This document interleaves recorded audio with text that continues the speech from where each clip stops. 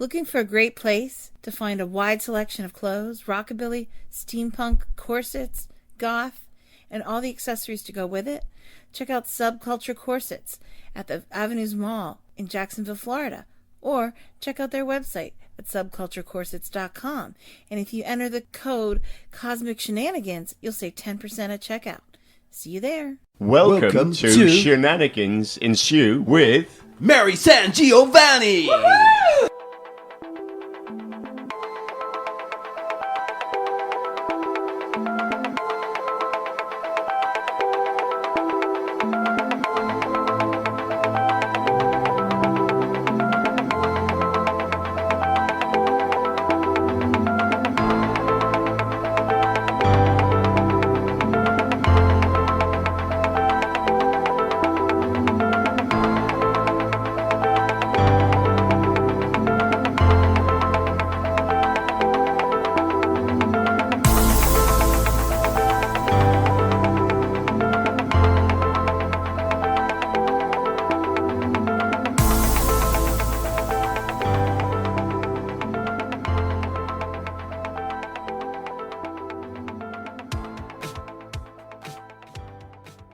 Folks, welcome to Cosmic Shenanigans. I'm Mary SanGiovanni, and as always, I'm up to shenanigans of cosmic proportions.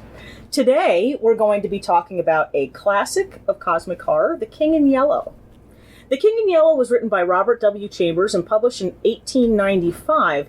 However, unlike other things discussed on Cosmic Shenanigans, The King in Yellow is a collection of short stories, only some of which fall under the cosmic horror, even general horror category.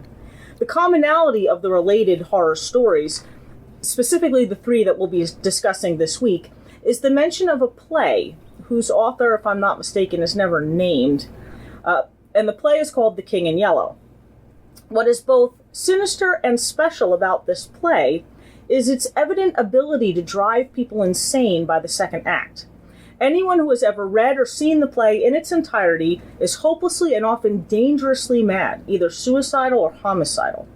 There is the suggestion that something about the words, the content of the play itself, destroys the moral fiber, the minds, and the souls of anyone who reads it. And as a result, the play is first banned in France, according to one of the short stories, then England, then America, and yet, curiously, it spreads like an illness, kind of like a plague, really. And systematically, it remakes the world into a place that devotees of the King in Yellow can usurp and offer up to their god. That's sort of the framework behind these short stories and why I think it falls under the category of cosmic horror. We're given very little of the text of the play itself for obvious reasons, but we're told that it is banned not because of anything offensive to any one group of people, but because the simple, innocent beauty of the first act makes the terrible truths of the following acts too tragic to bear. That something in that difference causes people to break. And that there's the notion that the way people fracture is personal to them, that each person sees something his or soul can't handle, and it drives these people crazy. So, what little content we are given, actual text that we're given, suggests that the play takes place in a fantasy world or alternate dimension, specifically in a city kingdom type place called Carcosa, which is in either Aldebaran or Hastur. They're kind of not always clear about that. It's nestled on the shore between some lakes, which I believe are identified as Halley and the Hyades. And if I'm reading correctly, there is a castle in Carcosa, which is described as towers and spires. And it's where the two main characters, Casilda and Camilla, live. Echoed in the text of the play itself, and in the descriptions and narrations of Chambers' stories, is this juxtaposition of beauty and tragedy, of life and death, sanity and insanity, power and helplessness. Particularly the idea that what we perceive as one of those things is actually the opposite. There's also the notion that everyone wears masks, and even what we think of as the face behind the mask is often just another mask concealing a horrific truth. The cosmic scope of Carcosa and its surrounding environs, and the reach of the King in Yellow's power, the dedication of his mad followers, and the craving of forbidden knowledge, which in this case is the contents of the play itself, are all elements of cosmic horror that no doubt inspired Lovecraft's own work. Carcosa is very reminiscent, in my opinion, of Lovecraft's dream cycle work, in that it's a place outside our recognized time and space, and the language and societal descriptions suggest a kind of timeless ancientness. Aldebaran and the Hyades, I hope I'm pronouncing those right, are names of stars and star systems. So that kind of contributes to the notion that this kingdom is somewhere beyond our planet and possibly even beyond our universe or dimension. The longest passage of the play is given prior to the stories, and I'm going to read it because I think it gives you a sort of a feel for both the beauty and the impending doom that this play must contain. Along the shore, the cloud waves break. The twin suns sink behind the lake. The shadows lengthen in Carcosa. Strange is the night where black stars rise, and strange moons circle through the skies. But stranger still is lost Carcosa. Songs that the Hyades shall sing, where flap the tatters of the king, must die unheard in dim Carcosa. Song of my soul, my voice is dead. Die thou, unsung, as tears unshed, shall dry and die in lost Carcosa. And this is noted as Casilda's song in The King in Yellow, Act 1, Scene 2. Now, the entity known as the King in Yellow is never specifically identified in Chambers or even really subsequently in Lovecraft's work, although I think there are more theories in Lovecraft's circle in the works that they did. But it is suggested that he is a tall, gaunt creature in tattered yellow robes and a pallid mask. And at least that's one avatar of the being who is described as being served by kings and emperors. All right, so there's that idea that the King in Yellow is some kind of god-type creature. It's suggested, I believe, it may have been Lovecraft or it may have been Derleth, one of his contemporaries, that the true identity of the King in Yellow is the elder god Hastur, although in Chambers' work, Hastur seems to be a place. Depending on which description you're looking at, it could be one of the moons, or it could be the country itself that Carcosa is located in. So there's sort of a dual idea that Hastur is this all-encompassing idea, whether a god or a place, and that the King in Yellow is some type of personification of this. In Chambers' work, part of the sinister terror of the King in Yellow himself is that he's only fully understood by those who read the play. And once that happens, he can't be unknown or unforgotten. That's also a fairly common concept in cosmic horror. Now, there's one story called The Court of the Dragon, which suggests that the King in Yellow hunts souls, and that for him there's little distinction between the waking and the dreaming worlds, or between reality and fantasy, and that his power sort of extends throughout both and can kind of mingle the two. For the most part, though, we come to know as readers what we know about the King in Yellow through those who have had the misfortune of reading the play. And then we see the consequences of finishing it and what happens to those people. And to them, to the characters, the King in Yellow appears to be some type of god king to be feared, a thing whose own face is a pallid mask. And I'm going to read the quote later on that discusses that. If masks in Chambers' work are meant to symbolize dark truths beneath, then we could theoretically extrapolate that what he means to symbolize, the King in Yellow, is the idea that the darkness, the emptiness and falseness is the truth. That in a cosmic horror nihilism kind of sense, the truth is that there is nothing to know. There's nothing to believe, nothing to believe in. And once you gaze on that abyss in the form of a mask, or worse, once that abyss gazes on you, you'll carry the weight of that hopelessness and despair and that terrible truth with you. And that is what drives people crazy. The idea that there is nothing. And that's something that Lovecraft has also subsequently suggested in his own work. So cosmic horror does have that idea that that truth is really something beyond what we are capable of accepting as a species. I do think it's kind of interesting, though, that here we are reading fiction for entertainment that's about readers reading fiction, or supposed fiction, for entertainment that is actually dangerous to readers. So it's kind of funny that we're being told that reading is dangerous.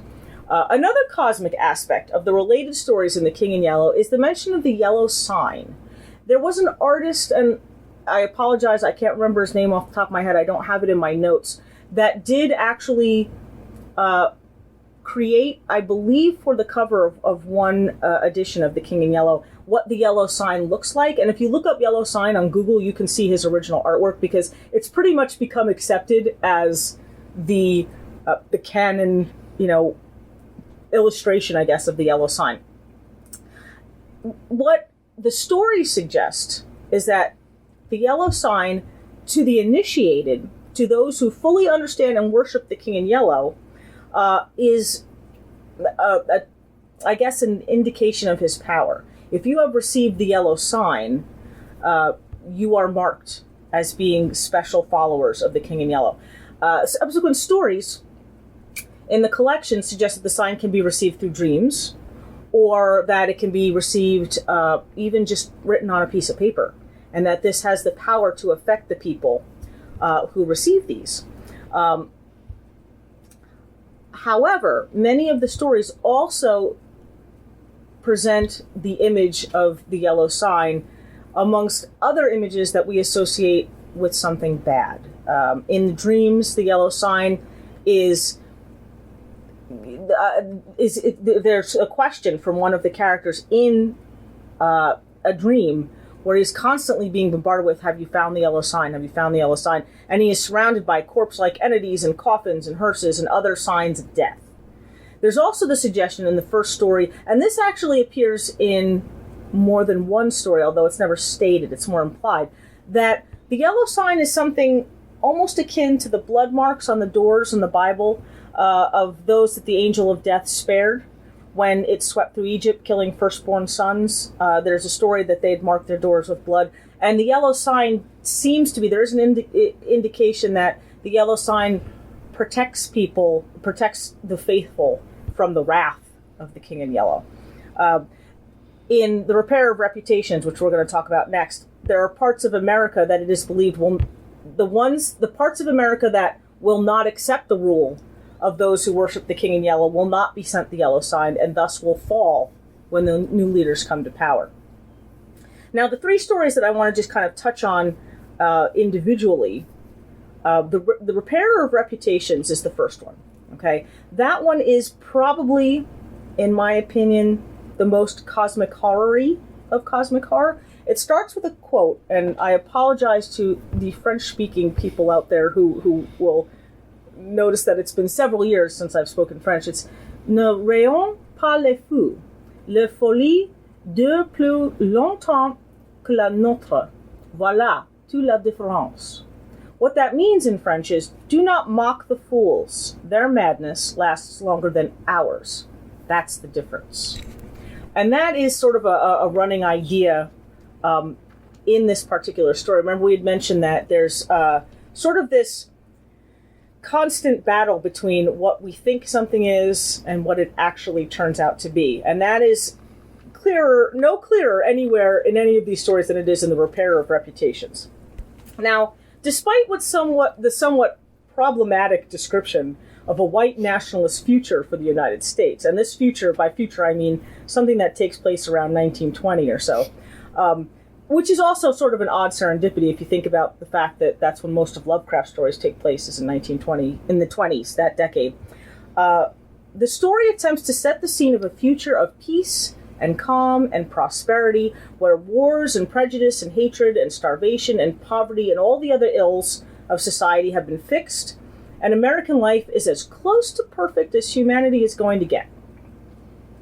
This story, as I mentioned, is perhaps the most cosmic horror style story in the collection, because it's here that we get a sense of the somewhat supernatural, or the possibility of something supernatural, as far as the play The King in Yellow goes. And we see the impact that the play has on a mind of somewhat questionable stability. Okay, the main character is Hildred Castaigne, and he believes that following his accident in which he fell off a horse and sustained a head injury, that he was mistakenly diagnosed as insane and treated for a time by his doctor, Dr. Archer. Hildred is a man who holds a grudge. Okay, he is easily provoked to anger, although he doesn't always outwardly show it. One of his major triggers, is when others carelessly, in his opinion, accuse him or his friend Mr. Wilde of being crazy. Whether either man is crazy or not is really not a question. Both of them really truly are. They're crazy. Mr. Wilde is described as being notably deformed in a number of ways, one of which was believed at the time to indicate madness. It was the shape of his head, basically.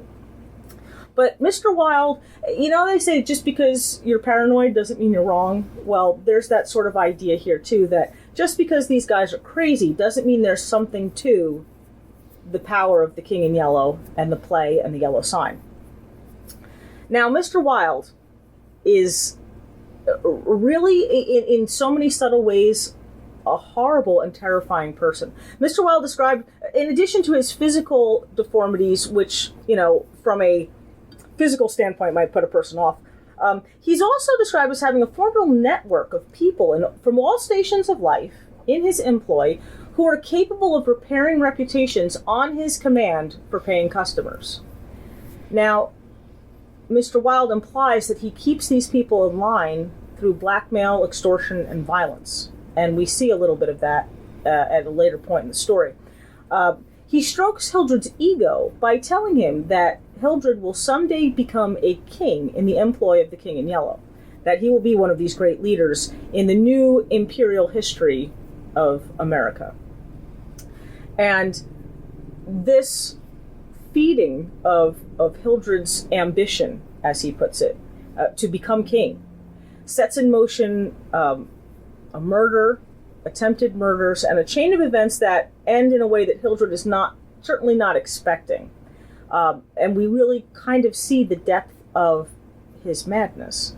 Mr. Wilde convinces Hildred that not just because the man's implied loneliness and his feelings of uselessness, but he also convinces him because he seems to know things that he couldn't possibly know. Now, whether this is a result of Wilde's network of spies or of certain abilities and powers granted by the King in Yellow remains as much to the reader to decide as how much truth there actually is in Hildred's madness. Okay, so that's probably in my opinion, one of the best examples of what the King in Yellow is going for, one of the best cosmic horror examples of a story, and it's done with a completely unreliable narrator. Another story in the collection is called The Mask. Okay, that also features a tiny little clip of the play itself. It's some dialogue. It says, "Camilla, you, sir, should unmask." Stranger, "Indeed?" Casilda, "Indeed, it's time. We have all laid aside disguise but you." Stranger, "I wear no mask." Camilla, terrified, aside to Casilda, "No mask? No mask." The King in Yellow, Act 1, Scene 2. So most of what we're getting about the text of The King in Yellow, if you'll notice, is all from Act 1, where supposedly things are calm. It's when you get to Act 2 that your mental acuity starts to go downhill. But in The Mask, we see another thing that Lovecraft and Stephen King and me and Brian Keene and countless other writers have done, where we start connecting the stories in a sort of shared universe. One of the features of the repair of reputations is that in this future world, there are suicide chambers, basically. They are government-sanctioned suicide chambers, and that story takes place in New York. The statue of the Fates outside is mentioned only in passing as being designed and sculpted by an artist named Boris Yvain, who died in Paris. Spoiler alert! The Mask is about Boris and his friend Alec and the woman that they're both in love with, who's named Genevieve. There's a Romeo and Juliet type tragedy situation going on in this story, and it's brought on, actually, by Genevieve's reading of The King in Yellow before Alec can stop her. It is about the fickleness of fate and the masks we wear, in particular, when we attempt to uphold bonds of loyalty and friendship despite unrequited love. This entire bond between these three people is predicated on masks. In fact, Genevieve is often described as being like April weather, that her face and her personality are constantly changing. So there's that kind of idea that masks are what make the world go round, but masks are also what kind of destroy everything. Now, this story focuses on a medium for sculpting that Boris has developed, a kind of marble-like substance unknown to science that perfectly preserves organic things, possibly at the expense of their souls, and is in itself kind of a mask, and that the horror of the story is the realization that the mask can indeed come off. All right, to give you any more about that would be to spoil it. So, but you'll see what I mean when you read it. There is the quote from this story. I thought, too, of the king in yellow, wrapped in the fantastic colors of his tattered mantle, and that bitter cry of Casilda, not upon us, O king, not upon us. Feverishly I struggled to put it from me, but I saw the lake of Holly, thin and blank, without a ripple or wind to stir it, and I saw the towers of Carcosa behind the moon. Aldebaran, the Hyades, Alar, Hastur, glided through the cloud rifts, which fluttered and flapped as they passed like the scalloped tatters of the king in yellow. This quote, in particular, is after both Alex and Genevieve have read The King in Yellow and kind of can't talk about anything else. And it is after they find themselves, they keep trying to put it out of their heads, and they keep finding that without realizing it, they're discussing it between the two of them, and they're focusing on it, and it is the inability to let go of The King in Yellow, of that play, that sort of unveils the idea that all of these masks are coming off, and what is beneath them, what is truly there between the three of them, it is kind of scary. Okay, now the last story I want to touch on is The Yellow Sign. Now, as I mentioned, there are several stories in this collection, but this is the last one I think that specifically has a sort of cosmic horror bend to it. This story is also about artists, and if you're noticing a pattern here between the artists here and then Lovecraft's Pickman's Model and the artists in Call of Cthulhu, there is something to be said about the artistic mind maybe being in tune with these cosmic wavelengths, the cosmic shenanigans that are happening outside of normal life. This particular character, the narrator in The Yellow Sign, is prone to nightmares. In it, he and his art model Tessie are both having nightmares about him dying. Now, she's kind of in love with him. She's younger. She's significantly younger than him. So she kind of has that, sort of older guy crush. But she finds him a present because he kisses her, which was a mistake, and he knows it, but he kisses her. And she comes up with a present for him, which is a necklace made of black onyx. They discover toward the end of the story that the symbol on this necklace is the yellow sign. Now, it's possible that because of the dreams that these characters are both prone to, that this drew her to the yellow sign, or that the yellow sign somehow initiated a chain of events that made the dreams worse and also drew them to reading the play, The King in Yellow. So it kind of depends on how you want to look at the chain of events. It's possible that their curiosity and the yellow sign and all of these things together just sort of coalesced, that the King in Yellow had somehow chosen them. Now we see what is possibly another avatar of the King in Yellow. He's this sort of undead, squat, ugly guy that I think at one point a character says he went to shake his hand, or he went to punch him or something. He did some violent type thing to this man, and his fingers came off. I mean, it was that kind of like creepy, crawly, maggots and worms, uncomfortable kind of person that the characters are actually dreaming about this guy. And it turns out that he's the guy across the street at the funeral parlor. So there's sort of a supernatural thing there going on, but again, as Chambers does, a lot of times it's sort of, swathed in this, well, could they be crazy, or are they really seeing what they're seeing? Now, what is, I think, somewhat indicative of a cosmic horror thing is that at some point after both of them have read The King in Yellow, much like the characters in the story prior, it changes them. It makes them ill. It makes them tired.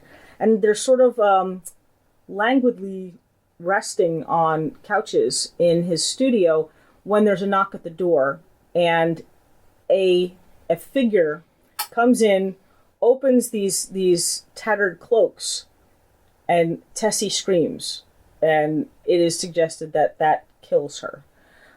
Now, the artist, who is basically left to sort of waste away, was spared actual death from the King in Yellow. And the suggestion is that maybe because he had the yellow sign, that the King in Yellow thought that he was one of his followers. He's not. He is one of those people that cannot handle these great truths. So his madness and despair are causing him to waste away. And it kind of leaves readers to wonder what he was spared from or for, because maybe the King in Yellow is not done with him yet. Now, together, these the three stories that we discussed, plus The Court of the Dragon, they suggest an omen of impending horror of cosmic proportions. They are, I think, a representative sampling of why The King in Yellow as a collection has been such a iconic, foundational landmark, I guess, for the future of cosmic horror, for Lovecraft in particular, who was clearly, by his own words and the stories that he's written, inspired by some of the themes and ideas that Robert Chambers came up with in The King in Yellow. Now, next week, I think we'll be talking about the great god Pan. I hope to do it justice, as I hope that I have done The King in Yellow justice, because it's sort of the grandfather of cosmic horror here. If you have any suggestions for cosmic horror stories, short stories or novels, movies, music, fashion, or anything else, send me a message to the Cosmic Shenanigans Facebook or Twitter, and I'll look into it. As always, I want to thank Dave Thomas, Mr. Smiley, for all of his awesome engineering skills in making me sound halfway decent, and handling all the technical aspects. If you want to show your appreciation for Dave Thomas, check out the @MeteorNotes channel on Twitch, where Dave plays video games, and there is a quite lively viewer commentary. It's I believe it's like a message boardy kind of thing where you can log in and you can chat with people of like tastes, and it sounds like it's a lot of fun. I haven't been there lately, but from what I'm hearing of the conversation, it sounds like they're having a good time. Of course, you can always hear me and Brian and Dave all talking on the Horror Show with Brian Keene, where we talk about everything related to the business of horror and the gossip of horror and the breaking news of horror, and pretty much anything related to horror, we talk about it on the Horror Show. If you would like to advertise on Cosmic Shenanigans, send an email to Armand Rosamilia at armandrosamilia@gmail.com. That's ARMANDROSAMILIA@gmail.com. And of course, you can check out past episodes of Cosmic Shenanigans and future episodes of Cosmic Shenanigans on Project Entertainment Network, Stitcher, Spotify, Google Play, iTunes, and all other platforms that offer podcasting deliciousness. Thank you again for joining me, and I will see you next week. Bye. Ladies and gentlemen, Project Entertainment Network presents the Mondo Method. Introducing the mentor, he's the greatest manager of all time, Mondo Guerrero. And parts unknown, up-and-coming superstar, the Great Buddha! Okay, so their names are really Armand Rosamilia and Chuck Buddha. And old man Armand is going to teach whippersnapper Chuck how to write a book. And maybe you too, while they're at it. With marketing morsels from Fair and Sweet Almahari. Exclusively on Project Entertainment Network.